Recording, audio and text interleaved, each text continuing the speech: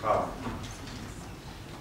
Samo par kratkih odgovora, neću da uzupiram vreme.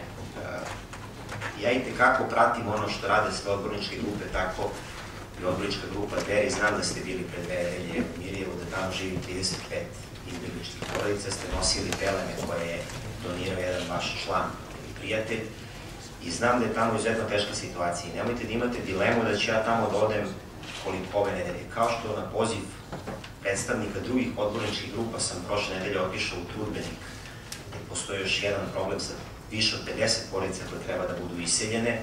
Nije nikakav problem da me pozovete, ja i ne znam i ne mogu da znam sve što se dešava na teritorijama. Vaš poziv možemo da odemo zajedno, mogu da odem i hoću da im pomognem, nemojte da imate nikakvu dilemu. Upravo je opština ušla u jedan program saradnje sa gradom da treba da dobijemo negde oko 85.000 eura sredstava upravo za projekat kupovine građevinskog materijala za interno raseljena lica.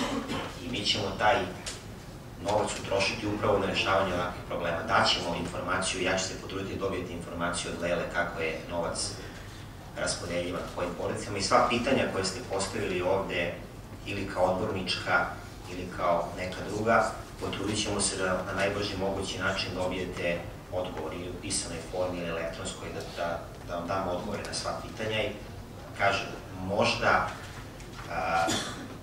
možda nije bilo rešavano ranije na adekvatan način, ali sigurno će ovi ljudi koji sede ovde uložiti svu svoju energiju da to bude bolje tretirano u narednom periodu. Iako je moj uvaženi kolega Tanasijević rekao da mi imamo kontinuitet, ja se i tekako smatram odgovornim za sve ono što je prethodna garnitura opštine ovde radila. Mislim da je ona radila sjajno. Kao i svuda, bilo je grešaka i trudit ćemo se da uložimo vaše sugestije da to ispravimo, da to bude bolje. Ono što hoću da vam kažem vezano za plate, mi smo imali, nemojte me držati za reč, proverit ću među najmanjim platama u Beogradu, mi plate dobijamo po gradskoj odluci. Znači, mi kako nam propiše grad Beograd koeficijenta za plate, mi tako primamo plate, uključujući sve zaposlene, daćemo informaciju o onome što ste rekli o broju ugovora i vam kažem, sigurno ono što radimo jeste da pokušamo da uštedimo svaki dinar, da tako kažem, a ovo što sada radimo sa mesnim zajednicama je zato što nemamo više gde, pa gledamo sa sve moguće načine da preživimo ovu godinu.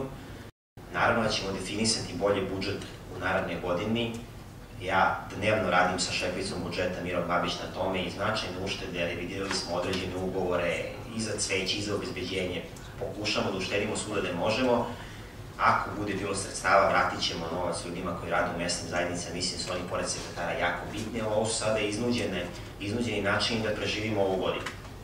Izborni budžet je bio, slažem se, i ono što hoću da kažem na kraju, moguće je da su vam ljudi u naselju izbjegličkom rekli da li treba da daju neki potpis i to je bila praksa koju, mi se čini su koristile sve stranke u prethodnom mandatu, ali ja vam obećam da to neće biti u ovom mandatu urađeno od strane ljudi koji sede ovde, a kažem vam na primjeru, kada idemo po terenu vidite, znači uopšte nije bitno koji su koje stranke ovde radimo za građane Zvezdare, stranke mogu da se dese tih mesec dana u izbornoj kampanji, ali sigurno moja pozicija kao predsjednika opštine i pozicija ovih ljudi koji sedi ovde neće biti zloupotrebljena na ove 4 godine u političke svrhe, a vi ste najbolji kritičar pa možete da ukažete na svaku moguću zloupotrebu koju ste videli. Hvala.